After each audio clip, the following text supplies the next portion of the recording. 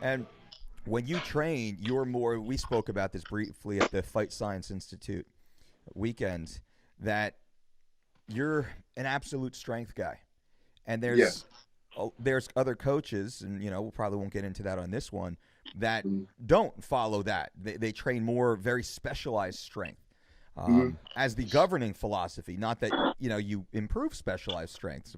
Of course, Mm-hmm. this is now me over talking. Talk about that a little bit. And what is absolute strength, and how does that fit into what the average person should be doing? Every person should be doing.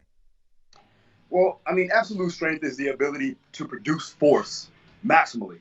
Now, when it comes down to special strengths, we utilize special strength exercises to increase the ability to produce force maximally, Yeah. right? So when there's a breakdown in a movement pattern, I'm going to take a special exercise so that we can create the optimal amount of force production in any type of movement in general. Yeah.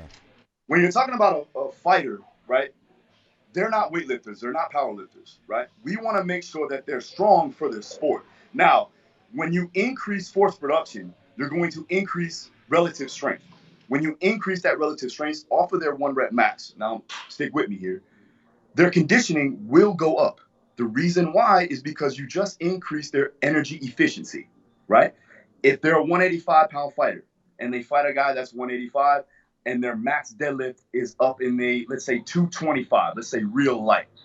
If they pick up a guy that's 185, they probably don't have a whole lot left in the tank, Yep. right? Because it's near close to their max.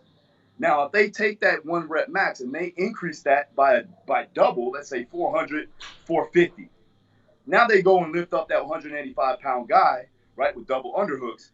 It's a whole lot easier from an energy efficiency standpoint so that they can sustain that energy throughout the entire fight.